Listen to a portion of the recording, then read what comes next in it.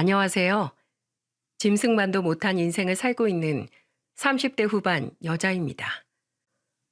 새파랗게 젊은 여자가 할 만한 인사는 아니지만 지금 제 처지가 정말 짐승만도 못하답니다. 저도 30대 후반에 이런 한탄이나 하고 있을 줄은 몰랐어요. 이 나이쯤 되면 듬직한 남편과 토끼 같은 자식들 낳고 행복한 가정을 꾸리고 살 줄 알았거든요. 남들은 2번씩도 하는 결혼인데 저라고 결혼 못하라는 법 있겠습니까? 남들 다 하는 결혼이니까 저도 평범한 남자를 만나서 화목한 가정을 꾸릴 거라고 막연하게 생각했어요. 하지만 누가 그러더군요. 세상에서 가장 어려운 게 평범하게 남들만큼 사는 일이라고요. 예전엔 몰랐는데 정말 평범하게 산다는 건 참 어렵다는 걸 이제야 깨달았어요. 제가 겪은 이 어마어마한 일을 돌이켜보면 제 인생도 평범하긴 글렀다고 생각해요. 마치 누군가 짜놓은 덫에 걸린 것처럼 완벽하게 속아 넘어갈 뻔했거든요. 서론이 좀 길었지만 정말 귀신이 고칼 노릇인 제 사연 지금부터 풀어볼게요. 저는 일찍 어머니를 떠나보내고 아빠 남동생까지 세 식구가 살았어요. 떡방앗간을 운영하셨던 부모님은 늘 다정하셨답니다. 어린 기억에 어렴풋이 남아있는 어머니에 대한 기억은 참 좋은 분이셨다는 추억이 남아있어요. 아무래도 어릴 땐 아빠보다는 엄마를 더 따르게 되는 부분이 있지 않습니까? 그래서 저도 늘 어머니 뒤만 졸졸 쫓아다녔어요. 엄마 귀신이라고 할 만큼 엄마를 잘 따르던 저는 별명이 엄마 껌딱지였죠. 심지어 유치원을 다니면서 엄마 떨어지는 게 싫어서 엄마 바지가랑이를 잡고 울었던 적도 있었답니다. 싫어.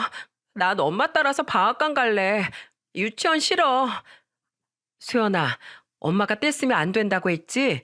씩씩하게 잘 다녀와야 저녁에 엄마가 맛있는 간식 해주지. 싫어. 유치원 안 갈래. 엄마랑 있을래. 아침에 유치원 가기 싫다고 떼쓰는 애들 중에 꼭 빠지지 않고 껴있던 사람이 저였어요. 그런 저를 달래서 유치원에 보내던 엄마의 심정은 어땠을까요? 저보다 어렸던 남동생도 의젓하게 어린이집에 잘 갔었는데 저만 꼭 엄마랑 떨어지기 싫다고 온 동네 떠나가라 울었네요.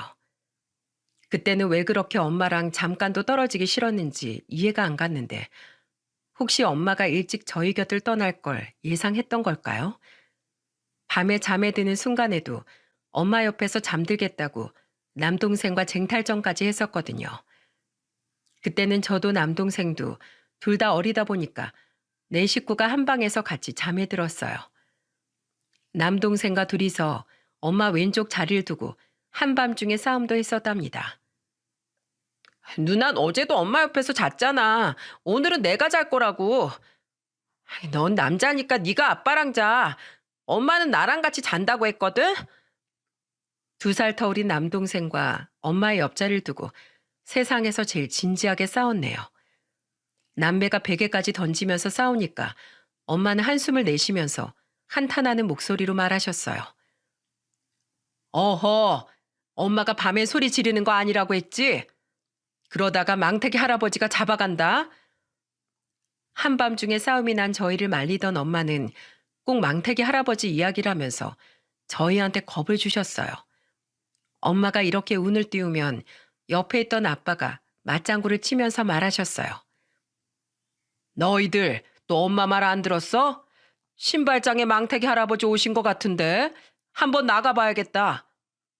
아니야, 나 여기 누웠어. 망태기 할아버지 가라고 해. 내 자리에 누웠단 말이야. 명호, 누나 아까 베개로 때렸잖아. 사과하고 누워야지. 누나 미안해. 잘못했어. 엄마 아빠의 말장난에 속아 넘어간 남동생은 깜짝 놀라서 자리에 눕더니 저한테 사과까지 하더군요. 그때는 저도 어렸기 때문에 정말 부모님 말 안 들어서 잡혀가는 줄 알고 겁을 먹은 채 남동생과 사과를 했습니다. 명호야, 누나가 잘못했어. 미안해. 오늘은 네가 엄마 옆에서 자. 진짜? 정말 내가 자도 괜찮아? 어, 아빠, 엄마, 우리 화해했어? 그러니까 망태기 할아버지 가라고 해줘. 나 명호한테 양보도 하고 여기 누웠어. 그러니까 제발 가라고 해줘. 저는 엄마 아빠한테 완벽히 속아서 동생한테 양보까지 하는 신용을 했어요. 그런 저희 남매를 보면서 부모님은 한바탕 크게 웃으셨답니다. 내 식구가 정말 별거 아닌 일에도 참 많이 웃으면서 지냈어요. 워낙 긍정적이었던 성격이었던 두 분 덕분에 저와 남동생도 활발하고 웃음 많은 아이로 잘 자라고 있었답니다. 그때만 해도 저희 가족에게 불행은 상상도 못했어요. 부모님이 일하시던 시장 주변 상인분들도 저희 가족만 보면 참 보기 좋은 가족이라고 소문이 자자했습니다. 떡 방앗간을 운영하던 부모님들 덕분에 저와 남동생은 자주 시장에서 놀면서 시간을 보내곤 했어요. 그곳에서 놀다 엄마와 같이 셋이서 집으로 돌아가곤 했답니다. 저는 엄마 손을 잡고 집으로 돌아가는 길이 너무나 즐거웠어요. 아직 어렸던 동생은 엄마 등에 업히고 저는 엄마 손을 잡고 집으로 걸어갔거든요. 집과 시장은 걸어서 30분 정도 거리에 있었는데 엄마는 옆에서 조용히 따라 걷는 저를 보면서 물으셨어요. 소연아, 다리 안 아파? 엄마가 업어줄까? 아니야, 난 괜찮아. 엄마 등은 하나니까 명호 업어주세요. 우리 소연이가 동생한테 엄마 양보하는 거야? 야, 이제 다 컸네. 엄마 없어도 혼자서 학교 간다고 하겠어. 아니야, 나 다 안 컸어. 지금은 명호가 더 어리니까 양보하는 거야. 아이고, 그랬어? 소연이도 명호만큼 어렸을 때 엄마가 이렇게 많이 업어줬는데 기억나? 정말? 엄마가 나도 이렇게 업고 걸어왔었어? 그럼 엄마가 소연이도 많이 업어줬었지. 우리 소연이 엄마 등에서 얼마나 예쁘게 잠이 들었는데 그렇게 작았던 소연이가 언제 이렇게 컸을까? 기특하고 예쁜 우리 소연이. 엄마가 사랑해. 나도, 나도 엄마 사랑해요. 하늘만큼 땅만큼. 엄마를 닮아서 활발하고 애교 많던 저는 엄마한테 사랑한다는 말을 입에 달고 살았어요. 어린 시절 저한테 큰 세상과도 다름없던 엄마였습니다. 그때는 지나가는 어른들이 저한테 짓궂은 질문을 해도 늘 엄마라고 답했어요. 어른들이 아이들을 보면서 장난으로 이런 질문을 많이 하지 않나요? 넌 엄마가 좋아, 아빠가 좋아? 저는 엄마가 더 좋아요. 엄마가 좋아, 아빠가 좋아 질문에도 항상 저는 엄마라고 당당하게 말했어요. 여러모로 아빠가 서운해하시긴 했지만 그래도 아빠는 식구들이 웃고 떠드는 걸 보면서 즐거워하셨답니다. 그야말로 저는 가족들과 있으면 TV를 안 봐도 늘 재밌는 일투성이었어요. 그래서 친구들과 유치원에서 노는 것보다 집에서 식구들과 노는 걸 더 좋아했던 기억이 나네요.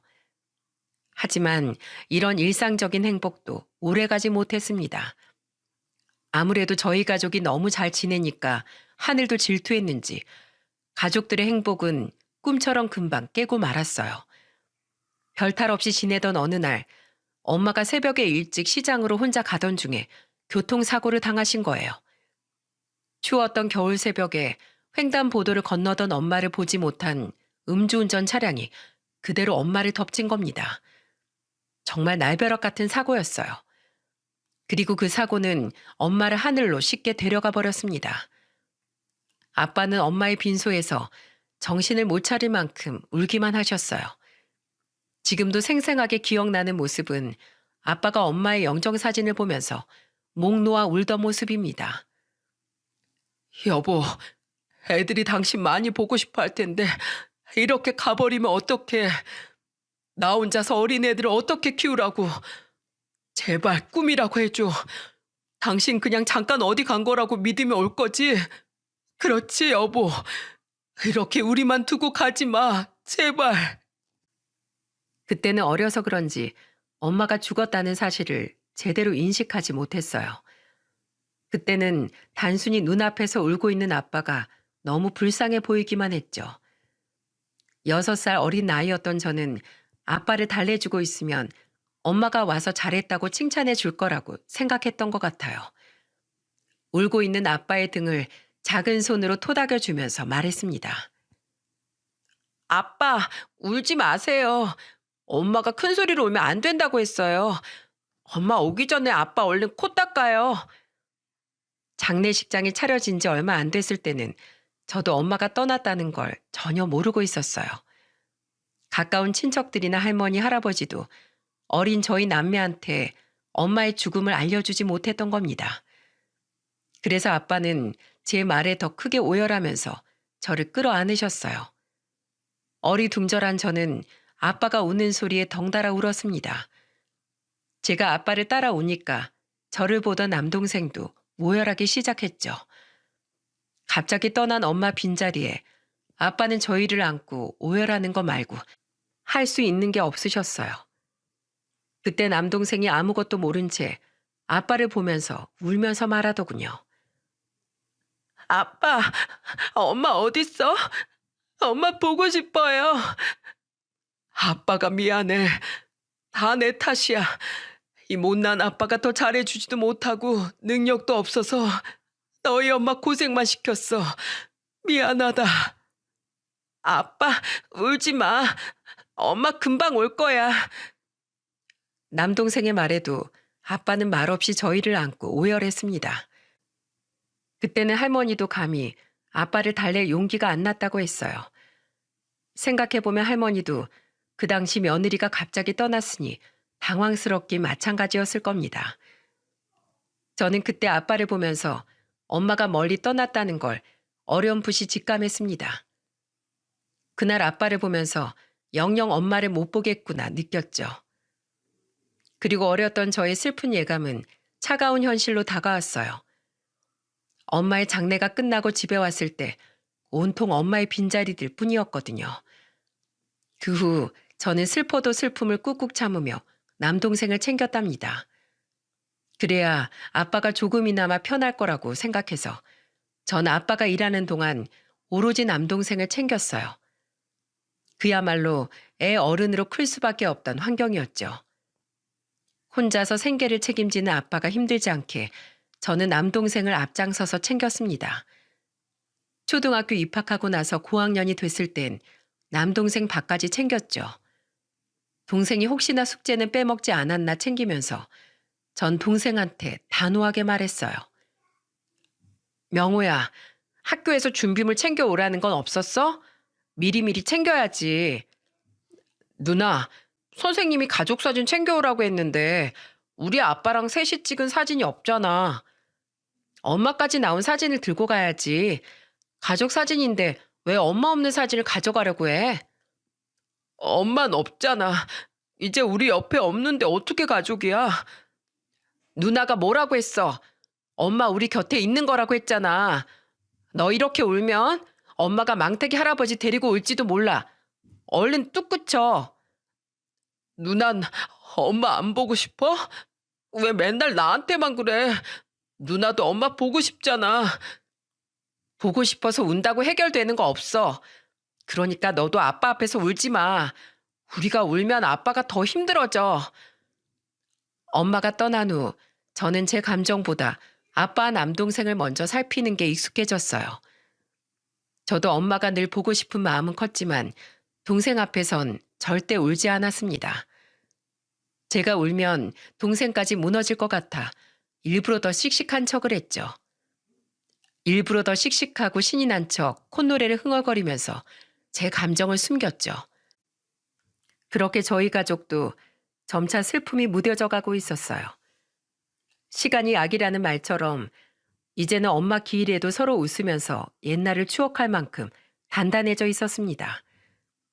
남들 앞에서 쉽게 속마음을 터놓지 못하던 저는 노래를 들으면서 위로를 많이 받았어요. 그래서 저는 장래 희망이 사람들에게 희망을 주는 가수였답니다. 속마음 터놓을 곳 없던 저한테 노래는 또 다른 위로 같았어요. 그렇게 어른이 된 저는 무명 트로트 가수로 살게 됐답니다. TV에도 몇 번 나왔는데 알아주는 사람은 아무도 없었어요. 행사를 가도 맨 앞순서였던 저를 보고 관객들은 야유를 보내기도 했습니다. 뭐야? 어디서 듣도 보도 못한 게 가수라고 마이크를 잡았어? 빨리 유명 가수 나오라고 해. 가슴에 비수가 꽂히는 말을 들어도 저는 웃을 수밖에 없었어요. 처음 들었을 땐 많이 당황했지만 이런 상황에 익숙해진 전 능숙하게 받아쳤습니다. 안녕하세요. 꿈과 희망을 노래하는 가수 소연입니다. 모르는 가수가 나와서 힘드시겠지만 고진감래라는 말이 있지 않습니까? 절 견디시면 곧 즐거운 일이 생기실 테니까 다 같이 지금을 즐겨봐요. 이제는 가슴에 생채기가 아프지도 않을 만큼 내성이 생긴 저는 고단수로 불편한 상황을 능숙하게 넘어갔어요. 하지만 집으로 가는 길이면 늘 엄마가 떠올라서 울컥하기도 했답니다. 무명 가수의 서름을 누가 알아주겠습니까? 그때는 하늘에 있는 엄마만이 제 감정을 알아줄 것 같았어요. 30 중반까지도 무명 가수로 일하던 저는 더 이상 노래하는 일이 즐겁지도 않았습니다. 심지어 일도 점점 줄기 시작하니까 정말 이대로 인생이 망가진 것 같았어요. 그래서 잠시 무기력에 빠졌던 저는 친구와 한 달에 한 번씩 지역 행사였던 마라톤에 참가하게 된 겁니다. 그때 친구는 우울에 빠진 저를 응원하면서 씩씩한 목소리로 말했죠. 야, 김소연. 우리 나이에 축 처져 있으면 얼굴에 주름만 생겨. 그러니까 유산소 운동이라도 하면서 관리해. 아휴, 난 이제 늙어서 벌써 막 같다. 직업도 변변치 않고 가진 것도 없으면서 얼굴에 주름만 생기게 생겼네. 야, 그러니까 얼른 입꼬리에 힘주고 좀 웃으라니까. 언제까지 그렇게 있을 거야. 자자, 빨리. 비타민 김소연 힘내. 주책 바가지처럼 친구는 절 응원한다면서 목청껏 소리치더군요. 그래서 그 친구 덕분에 저는 평소에는 가벼운 러닝을 하기도 하고 한 달에 한 번 지역 마라톤 대회에도 참가했었죠. 그리고 꾸준히 마라톤 대회에 참가하던 저는 우연한 기회로 제 짝을 만나게 됐어요. 매번 마라톤 대회에 나오던 저를 보고 낯선 남자가 반가운 목소리로 말을 걸어왔습니다. 안녕하세요. 지난달에도 마라톤 참가하셨죠? 혹시 저 기억하세요? 네, 지난달에도 하긴 했는데 누구시죠? 에이, 조금 섭섭한데요. 제가 마라톤 전에 신발끈 풀린 것도 알려준 사람이었는데 벌써 까먹으셨어요? 아, 맞다. 어쩐지 낯이 있다 했는데 제가 몰라봤네요. 워낙 사람 얼굴을 잘 기억 못해서요. 죄송해요. 죄송하면 저랑 이거 끝나고 커피라도 한 잔 해요. 제가 마라톤 친구가 없어서 심심했는데 그쪽도 친구가 오다 안 오다 하시나 봐요. 아, 네. 제 친구는 신혼이라서 시간이 자유롭지 못해요. 그래서 지금은 저 혼자 하고 있어요. 마라톤 좋아하세요? 그럼요. 제가 이거 하면서 체력이 많이 늘었거든요. 잘 됐네요. 같이 달려요. 서로 마라톤 안주할 수 있게 페이스메이커 해줘요. 한 번 마라톤 대회에서 마주친 적 있던 사람이었는데 제가 얼굴을 한 번에 알아보지 못했던 겁니다. 그때 괜히 주눅이 들어있던 저는 주변 사람들을 잘 인식하지 않고 지냈어요. 그런데 저한테 조금씩 다가오던 그 남자를 보면서 저도 자연스럽게 경계심이 허물어졌죠. 그 후 저는 저에게 도움을 주면서 다가온 남자와 가까워지기 시작했어요. 저녁마다 같이 러닝을 하면서 조금씩 서로를 알아가기 시작한 겁니다. 그런데 지극히 평범해 보이던 남자는 직업이 너무도 반전이었어요. 서로 알고 지낸 지 한 달쯤 됐을 때 맥주를 한잔하다가 저는 넌지시 말하는 그의 말에 깜짝 놀라고 말았습니다. 직업이 판사였어요? 진짜예요? 왜 놀래요? 저 판사처럼 안 생겼어요? 아니요. 전 변호사도 본 적이 없는데 갑자기 판사를 마주치니까 놀라서요. 지금 절 변호사랑 비교하시는 거예요? 저 이래봬도 법복 입고 일하는 판사라니까요. 진짜 못 믿으시겠어요? 공무원증이라도 보여드려요? 그러자 남자는 주머니에서 손바닥만한 공무원증을 꺼내 보였어요. 저는 그걸 보고 눈이 휘둥그레져서 공무원증 사진과 앞에 있는 사람을 계속해서 비교해 봤습니다. 그런데 정말 사진이 똑같은 거예요. 너무도 놀란 저는 감탄하는 목소리로 말했습니다. 우와, 그렇게 안 봤는데 엄청 똑똑한가 봐요. 제 입으로 말하기 민망한데 전 공부가 제일 쉬웠어요. 답이 딱 떨어지는 공부가 낫지. 나이 들수록 인생 사는 게 제일 답 없는 것 같네요. 마음 같아선 공부하던 그때로 돌아가고 싶어요. 정말 공부가 제일 쉬워요. 전 그때로 돌아가도 아마 지금처럼 가수라는 직업을 선택했을 것 같아요. 엄마 돌아가시고 저한테 위로가 됐던 게 노래였거든요. 제가 첫째라서 힘든 마음을 쉽게 풀 수 있는 방법을 몰랐어요. 그때 할 수 있는 게 노래 듣는 거 말고 없더라고요. 전 오히려 그런 예체능족 사람들이 대단한 것 같아요. 답이 없는 분야에서 스스로의 정답을 만들어가는 거잖아요. 그때 제가 절실하게 듣고 싶어 하던 말을 해주던 남자에게 저는 마음이 열리기 시작했습니다. 그때 저는 누구보다도 다른 사람의 격려가 필요했던 것 같아요. 힘들 때 누군가 옆에서 초라한 모습마저 다독여주면서 응원해준다면 어떤 기분일 것 같으신가요? 누구라도 기대고 싶던 그때 운명처럼 다가온 사람이었어요. 그렇게 서로의 변호를 교환하고 매일 저녁 같이 러닝을 하게 됐습니다. 매일 저녁 같이 운동을 하다 보니까 부쩍 가까워졌죠. 그렇게 저희는 어느새 다정한 연인 사이로 발전이 되어 있었습니다. 그런데 제가 남자친구한테 좀 더 친근함을 느꼈던 이유는 따로 있었어요. 조금씩 가까워지다 보니까 자연스럽게 남자친구가 자신의 아픔을 털어놓더라고요. 사실 나도 어머니가 20살 때 돌아가셨어. 난 그만큼 컸는데도 너무 힘들어서 아무것도 하기 싫어지더라. 그런데 소연이 넌 유치원 때 어머니를 갑자기 보내드려 했으니까 얼마나 힘들었겠어. 난 네 마음 다 알아. 그러니까 힘든 일 있으면 편하게 나한테 털어놔. 고마워. 나 엄마 돌아가시고 내 마음 이렇게 잘 이해해준 사람이 없었어. 남자친구의 말에 저는 손뼉을 치면서 맞장구 칠 만큼 잘 맞는다고 느꼈습니다. 연애를 시작하고 저는 불안했던 마음에 안정감이 들기 시작했거든요.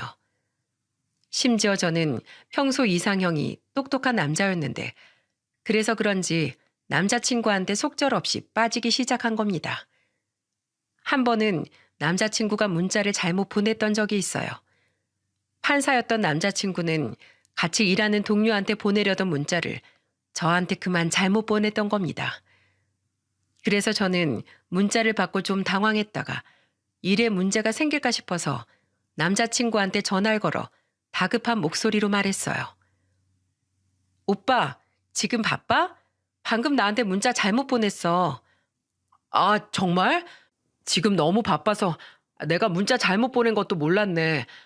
급하게 물어볼 게 있어서 선배한테 문자한다는 게 수연이한테 했네. 알려줘서 고마워. 어, 아무리 바빠도 정신 바짝 차리고 하나씩 해. 이만 끊을게. 화이팅! 그때 남자친구가 보낸 문자는 어려운 용어도 있었고 법적인 용어가 섞여 있다 보니 저랑은 다른 세계 사람 같았어요. 방송 보다 보면 뇌생남이라고 하죠. 딱 그런 모습이었다니까요. 그렇게 문자로 어려운 전문 용어를 쓰는 남자친구를 보면서 제가 한 번 더 반했던 것 같습니다. 그런데 남자친구는 이뿐만이 아니었어요. 저희 엄마의 기일이 다가오면 저랑 같이 저희 집으로 가기도 했답니다. 아빠는 갑자기 남자친구를 데리고 집에 온 저를 보고 당황한 표정으로 말하셨어요. 소연아, 오늘 남자친구랑 온다는 거였어? 아유, 미리 말 좀 해주지. 괜히 아빠 신경 쓸까 봐 그냥 온 거야. 오빠가 오늘이 엄마 기일이라니까 꼭 오고 싶다고 해서 나도 갑자기 같이 온 거야. 아, 그랬어? 그래요, 그럼 어서 들어와요. 갑자기 와서 내가 준비한 게 없는데 어떡하나. 아빠는 갑자기 온 남자친구가 신경 쓰이는 듯 계속 무언가를 챙겨주려고 했어요. 그러자 남자친구는 단호한 목소리로 말하더군요. 아버님, 저 괜찮습니다. 저도 어머니 먼저 떠나보내서 이런 날 집안이 얼마나 쓸쓸한지 다 알아요. 그래서 부족하지만 저라도 와서 같이 있어드리고 싶어서 온 거예요. 아이고, 속이 참 깊기도 해라. 하늘에 계신 어머니가 아들 보면서 훌륭하게 잘 컸다고 좋아하시겠네. 아빠는 싹싹하게 말하는 남자친구를 무척 마음에 들어하는 것 같았어요. 남자친구는 제사 음식을 준비하는 저와 아빠를 도우려고 주방까지 들어와 있더군요. 남자가 여자 집에서 주방까지 들어오는 건 흔한 모습은 아니지 않습니까? 저도 처음 보는 광경에 당황스러웠는데 저희 아버지는 어떠셨겠어요? 아빠는 그런 남자친구를 보면서 어쩔 줄 몰라 하면서 말했습니다. 아이고, 양복에 기름 냄새 다 배겠네. 가서 거실에 그냥 앉아 있어요. 아닙니다. 예비 장모님 기일인데 제가 움직여야죠. 저 지금 점수 따려고 노력하고 있는 거예요. 그러니까 아버님 편하게 시켜주세요. 그래야 예비 장모님이 저 보시고 안심하시죠. 예비 장모? 아니 둘이 벌써 그렇고 그런 사이야? 수연이 마음은 잘 모르겠는데 제 마음은 확실합니다. 아버님, 저 평생 소연이 행복하게 만들어주고 싶습니다. 그러니까 오늘부터 저 예쁘게 봐주십시오. 그 당시 남자친구와 제가 연애한 지도 1년째가 되던 해였어요. 서로 결혼 얘기를 가볍게 나눠본 적은 있어도 저렇게 진지하게 말하는 남자친구를 처음 봤던 겁니다. 점수 따려고 노력한다던 남자친구는 그날 상차림부터 치우기까지 모든 과정에서 빠짐없이 일하다 갈 정도였습니다. 그때 남자친구의 씩씩한 목소리에 아빠는 오랜만에 호탕하게 웃으셨습니다. 정말 1년간의 연애 기간 동안 저는 너무나도 행복했어요. 한 채 빈틈도 없이 행복하다는 느낌은 참 오랜만이었던 것 같습니다. 그런데 오히려 너무 행복할 때 느껴지는 불안감, 혹시 느껴본 적 있으신가요? 저는 그때쯤에 남자친구의 이해할 수 없는 행동을 보면서 불안감을 느끼고 있었어요. 솔직히 매일같이 결혼 얘기를 하는 남자친구는 한 번도 자신의 가족들을 보여주지 않았습니다. 오히려 숨기는 쪽에 가깝게 느껴졌죠. 심지어 서서히 지난 1년간 한 번도 본 적 없던 모습들이 보이기 시작하는 겁니다. 늘 출근 시간보다 몇 시간 일찍 일어나 출근 준비하던 남자친구가 늦잠을 자기 시작한 겁니다. 원래는 출근길에 늘 저한테 아침 인사를 하면서 전화했었는데 한 번은 남자친구의 연락이 아침인데도 감감무소식인 거예요. 그래서 저는 혹시 늦잠을 자나 싶어서 전화를 걸어봤죠. 이게 벌써 3번째라 저는 슬슬 의아함이 몰려왔습니다. 그때 저의 애간장 타는 전화에 남자친구는 자다 깬 목소리로 받더군요. 여보세요? 뭐야, 지금 일어난 거야? 지금 시간이 몇 시인데 지금 일어난 거야? 왜, 몇 시인데? 벌써 8시야. 대체 몇 시까지 자려고 그러고 있어? 아우, 괜찮아. 어차피 출근 안 해도 되는데 뭘. 어? 뭘 안 가? 오늘 출근 안 해? 휴가야? 제가 왜 출근을 안 하냐고 하자 남자친구는 그제서야 깜짝 놀란 목소리로 대답했어요. 휴가 쓴다는 말도 없었는데 갑자기 무슨 휴가 타령을 하나 싶었습니다. 아무리 봐도 상황이 좀 이해가 안 갔어요. 직장인이 아무리 늦게 일어나도 출근할 필요가 없다는 말이 잠결에 나옵니까? 뜬금없는 말에 저는 당황스러웠죠. 그러자 제가 깜짝 놀라서 되무는 말에 놀란 남자친구는 그제야 잠에서 깬 듯 놀라면서 자기가 말이 헛나왔다는 걸 인지한 것 같았습니다. 그러더니 저한테 횡설수설하면서 말하더라고요. 내가 오늘 주말인 줄 알았어. 평일이었네. 전화 고마워. 난 이만 출근해 볼게. 어? 뭐야, 뭐 그런 걸 착각해. 내가 바빠서 그랬어. 일단 끊을게. 남자친구는 황급히 전화를 끊더니 출근 준비를 하겠다고 하더군요. 하지만 저는 평소에는 본 적 없던 늦잠 자는 남자친구 모습과 뚱딴지 같은 말을 하는 남자친구가 조금 이상하다고 느껴졌습니다. 그래도 여기까지는 잠결에 말이 헛나올 수 있다고 느꼈어요. 하지만 퇴근하고 만난 남자친구의 모습에 저는 정말 깜짝 놀라고 말았습니다. 하루 종일 일하고 퇴근한다던 사람이 수염도 그대로 있고 심지어 몸에서 담배 냄새까지 나는 게 아니겠습니까? 평소 담배는 입에도 안 대던 사람이라 저는 낯선 냄새에 정말 깜짝 놀랐어요. 그래서 퀭한 얼굴로 서 있는 남자친구를 보면서 물었습니다. 오빠, 담배 펴? 오늘 왜 이렇게 담배 냄새가 나? 어? 아, 같이 일하는 사람 중에 완전 꼴초가 있거든. 오늘따라 일이 안 풀리는지 흡연구역을 엄청 왔다 갔다 했다니까. 그래서 같이 사무실에 있던 사람들 아마 담배 냄새 다 배웠을 거야. 아, 정말? 근데 그 수염은 또 뭐야? 아무리 늦어도 수염은 좀 밀고 가지 그랬어. 바쁘기도 하고 귀찮아서 그냥 갔어. 아, 오늘은 진짜 만사가 귀찮더라. 아무리 귀찮아도 그렇지 수염은 좀 너무했다. 꼭 무슨 PC방 갔다 온 사람 같아. 옷만 정장 차림이지 머리도 그렇고 수염도 그렇고 어째 오늘 좀 이상하다. 일하고 온 거 맞아? 꼭 놀다 온 사람 같아. 왜 하루 종일 일하고 온 사람한테 그래? 남자들 피곤하면 수염 빨리 올라오는 사람 많아. 소연이 네가 너무 사람을 못 믿는 거 아니야? 너 가끔씩 밑도 끝도 없이 사람 의심하더라. 너 그거 병이야, 병. 아니면 아닌 거지. 뭘 그렇게 화를 내. 지금 거울을 한번 봐봐. 이게 어디 일하다 온 판사 모습처럼 보이긴 하는지. 저는 가볍게 장난처럼 한 말인데 정색하면서 화까지 내는 남자친구가 수상했어요. 정말 그날 옷이랑 신발만 멀쩡했지. 누가 보면 머리도 산발이고 수염까지 그대로 있으니까 꼭 백수처럼 보였죠. 그걸 보고 왜 그 꼴인지 묻지도 못합니까? 그래서 남자친구한테 저도 똑같이 소리치니까 깨갱하더니 사과하더군요. 그런데 남자친구가 그 무렵부터 계속해서 늦잠을 밥 먹듯이 하기 시작하는 겁니다. 남자친구가 혼자 살고 있어서 깨워줄 사람이 아무도 없었어요. 그래서 저는 일부러 이른 시간에 남자친구 집으로 가서 잠도 깨워주고 아침도 챙겨주려고 했죠. 깜짝 놀래켜주려고 남자친구한테 말도 없이 몰래 집 근처로 갔습니다.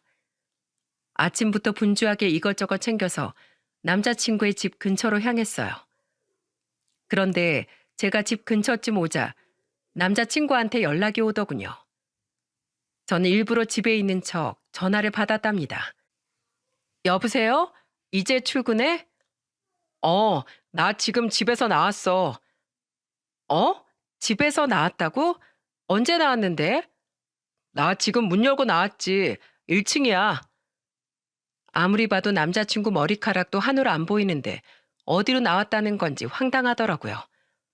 그래서 저는 혹시나 제가 못 봤나 싶어서 다시 한번 물었습니다. 도어락 잠기는 소리도 안 들렸는데 진짜 나온 거야? 어? 어? 아, 귀신이네. 나 두고 온 게 있어서 다시 잠깐 들렀어. 잠깐만. 남자친구는 제 말에 두고 온 게 있다면서 다시 들어갔다는 거예요. 아무리 봐도 수상한 남자친구 목소리에 저는 이상함을 느끼기 시작했죠. 그런데 그때 출근한다면서 허겁지겁 내려오는 남자친구를 몰래 지켜보다 저는 경악을 하고 말았어요. 트레이닝복에 머리는 까치지까지 짚고 나온 남자친구 행색은 누가 봐도 출근 복장이 아니었거든요. 그래서 저는 두 눈을 의심하면서 침착하게 다시 한번 물었습니다. 오빠, 진짜 지금 출근해? 그렇다니까. 왜? 내가 출근해야 우리 소연이랑 얼른 살림 차리고 살지. 지금 출근하고 있다는 거지? 걸어가고 있어? 그럼 늦지 않게 가려고 서두르고 있어. 와, 그때 남자친구는 전화를 받으면서 같은 자리만 뱅글뱅글 돌고 있는 겁니다. 그러면서 심지어 뛰는 척까지 하면서 저한테 다급한 목소리로 말했습니다. 소연아. 나 택시 타고 얼른 가야 할 것 같아. 아침에 급한 일이 있다고 해서 얼른 가야겠네. 이따가 퇴근할 때 연락할게. 그래. 저는 너무 황당해서 우선 전화를 끊을 수밖에 없었어요. 그리고 전화를 끊은 뒤 남자친구는 그대로 한쪽 구석을 가더니 담배를 피기 시작하더군요. 자연스럽게 담배까지 피는 모습이 제가 알던 남자친구가 아닌 것 같았습니다. 그리고 그때 남자친구는 주위 시선 아랑곳하지 않고 어디론가 전화를 걸었어요. 그리고 그 전화에 대고 남자친구는 껄렁한 목소리로 말했습니다. 야, 너 어디 PC방이냐? 아, 나 오늘 기집애가 하도 집요하게 물어보는 바람에 지금 잠자다 깼어. 내가 먼저 가서 자리 잡고 있을 테니까 너도 빨리 와. 아, 이 짓거리도 귀찮아서 못 해먹겠다. 도무지 알 수 없는 남자친구의 말에 저는 뒤통수를 맞은 기분이었어요. 지금 친구한테 기집애라고 말한 사람이 저인 것 같은데 저런 모습을 본 적이 없어서 정말 황당했거든요. 그때 저는 묘한 촉이 발동되기 시작했습니다. 아무리 봐도 제 눈으로 본 모습은 판사의 모습이 조금도 없었거든요. 그 무렵 남자친구한테 이상한 점이 한둘이 아니긴 했어요. 제가 그 당시에 정산 문제로 법적 분쟁이 생길 뻔한 적이 있어서 남자친구한테 자문을 구했던 적이 있었습니다. 그런데 판사라는 직업을 가지고 있던 남자친구가 저한테 뭐라고 했는 줄 아십니까? 그냥 좋게 좋게 대화로 풀어. 그쪽 업계 좁다면서. 괜히 법적 용어 써가면서 따지면 멀리 봤을 때 너만 손해 아니야? 돈이 걸린 문제를 어떻게 좋게 풀어. 내가 그렇다고 갑자기 변호사를 써서 소송하겠다는 것도 아닌데 어떤 방법이 있는지만 알려달라니까? 그냥 나도 알 건 안다고 티내고 싶어서 그래. 자꾸 돈 가지고 장난치려고 하니까 나도 머리 좀 굴려보려는 거야. 뭘 또 그렇게 따져. 그냥 대화로 잘해봐. 그리고 원래 요리사가 집에서 요리 안 하는 거 몰라? 나 같은 사람도 주변 사람이 법적 자문 구하려고 하면 말하기 싫어하는 거야. 일 또 하는 기분인데 하고 싶겠어? 정 궁금하면 인터넷 찾아봐. 연애 초 제 일이라면 두 팔 걷고 나서던 사람과는 완전히 달랐어요. 점점 이상해지는 행동에 저는 그때 의구심을 품기 시작했죠. 그런데 이런 정황만으로 대체 뭘 해야 되나 의심스러웠습니다. 하지만 그때까지도 남자친구는 저희 가족을 만났지만 남자친구네 집에 아직 저는 발도 못 붙여봤어요. 왜냐하면 제가 인사만 가려고 하면 집에 일이 생겼거든요. 그래서 저는 점점 남자친구에게 신뢰를 잃어가고 있었죠. 다른 사람을 붙들고 물어보고 싶어도 제 얼굴에 침뱉기 같아서 묻지도 못했답니다. 그러다 혼자서 전전긍긍하면서 애를 태우고 있던 때였어요.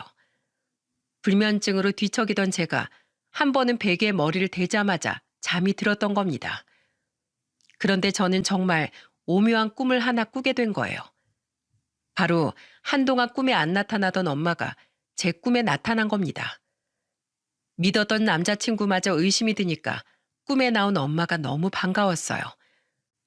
그래서 꿈에서 본 반가운 엄마를 보자마자 달려가 안기면서 소리쳤습니다. 엄마, 나 엄마 정말 보고 싶었는데 왜 이렇게 꿈에 안 나오는 거야? 소연아, 안 된다. 절대 안 된다. 어? 뭐가 안 된다는 거야? 저는 반가움에 엄마를 안았는데 엄마는 눈물과 콧물이 범벅이 된 채 저한테 오열하면서 안 된다는 말만 반복하는 겁니다. 대체 뭐가 안 된다는 건지 답답했던 저는 엄마한테 다급한 목소리로 되물었어요. 엄마, 뭐가 안 된다는 거야? 소연아, 절대 그 집안에 시집가지 마. 그 집은 절대 안 될 집이야. 왜? 대체 왜? 대뜸 저한테 시집가지 말라는 엄마의 말에 놀란 저는 왜냐고 소리쳤습니다. 그 순간 저는 자리에서 벌떡 일어나면서 꿈에서 깨버렸어요. 깨름칙한 꿈에 저는 오랜만에 꿈에서 본 엄마가 울고 있던 모습만 떠올랐습니다. 거기에 제가 봐온 의심스럽던 남자친구의 행동까지 겹쳐서 뭔가 있다는 느낌이 딱 왔어요. 저는 인터넷을 뒤져서 가장 의뢰수가 많은 흥신소에 남자친구의 조사를 의뢰하게 됐습니다. 아무래도 뒷조사가 찜찜해서 이래도 되나 싶었는데 업체 담당자가 그러더군요. 요즘 믿을 사람이 어딨어요. 그쪽만 이런 거 의뢰하는 거 아니에요. 다 이렇게 돌다리도 두드려가면서 사니까 너무 마음 쓰지 말아요. 모르고 당하는 것보다 100번 나아요.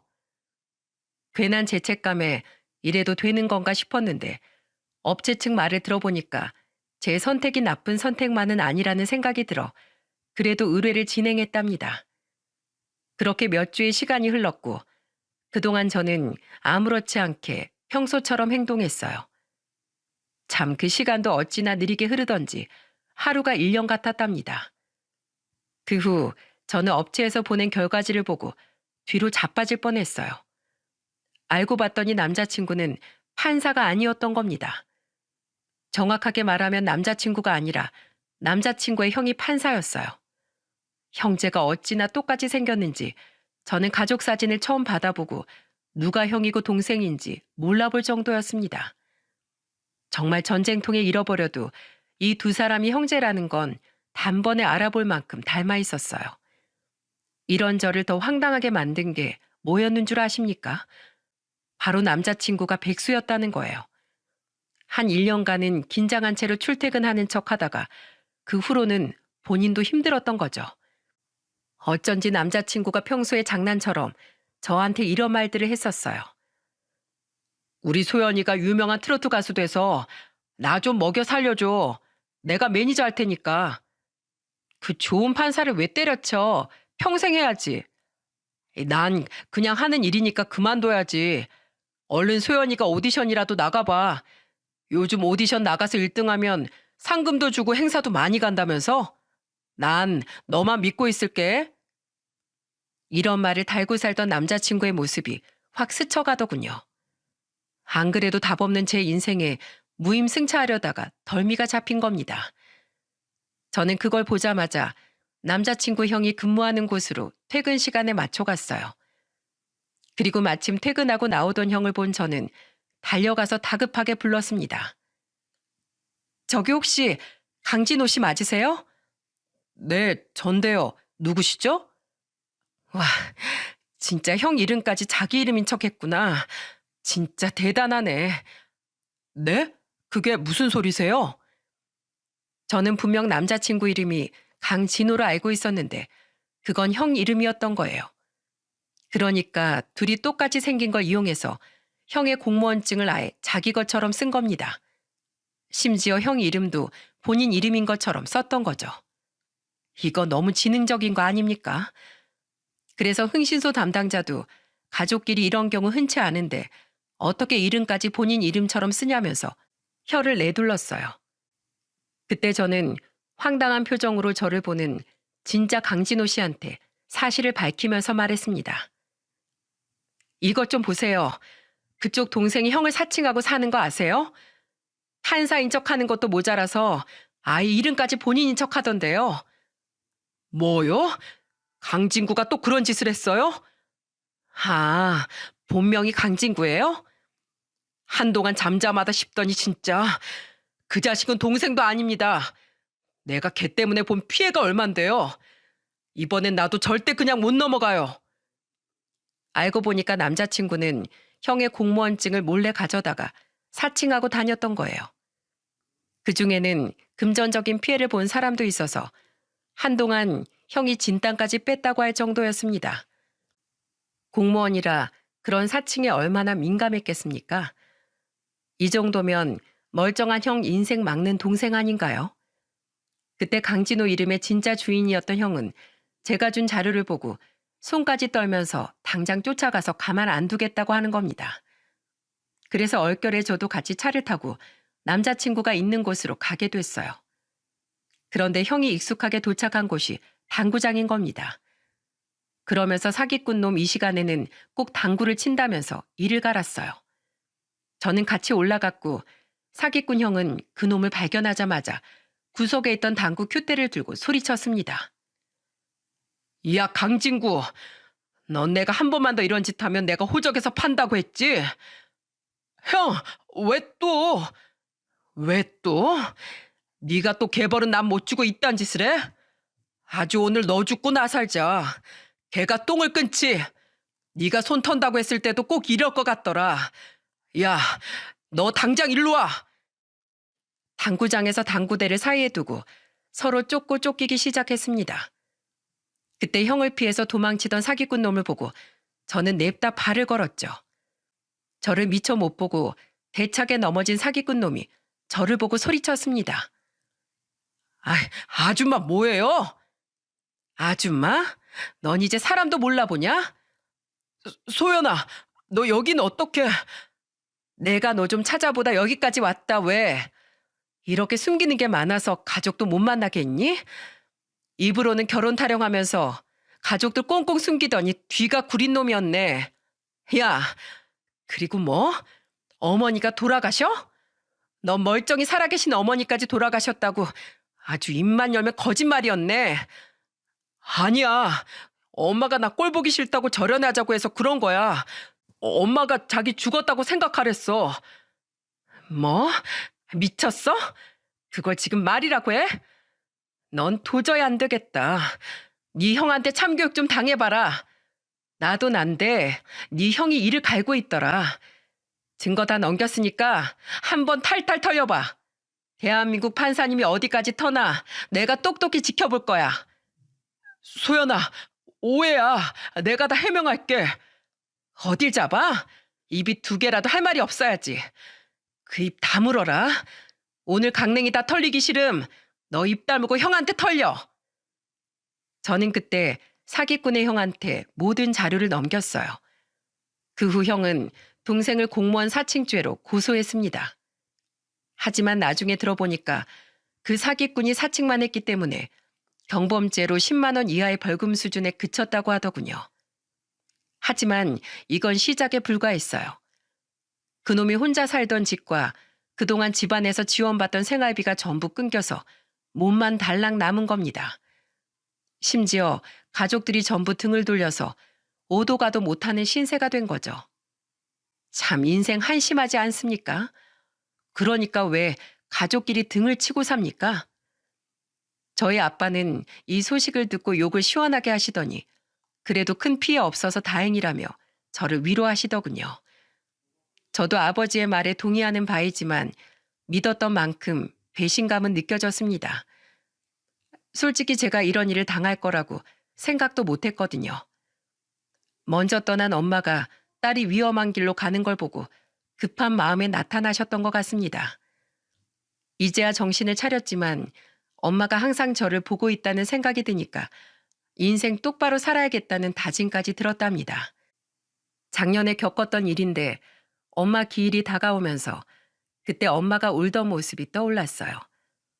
이렇게 사연을 보낸 것도 그때 고마웠다고 엄마에게 제 마음이 닿길 바라는 마음에서 보내게 됐답니다. 자식 낳은 부모는 마음 편히 둘 날이 없다고 하질 않습니까? 못난 딸 죽어서도 걱정하시는 엄마의 사랑에 눈물도 나고 또 죄송스럽기도 하네요. 이제는 저도 제 앞가림 잘 할 수 있게 다시 한번 심기일전 해보겠다는 의미로 지난 과거를 사연으로 보내봅니다. 그리고 저는 운 좋게 위기를 모면했지만 제 또래 여자분들이 이런 피해를 당하는 사례가 늘어나고 있다길래 보내봤어요. 모두 경각심을 가지고 돌다리도 두드려 보길 바랄게요. 앞으로 저는 굳센 마음으로 다시 제 일을 열심히 하고 있답니다. 여러분들 많은 응원 부탁드릴게요. 사연 들어주셔서 정말 감사합니다.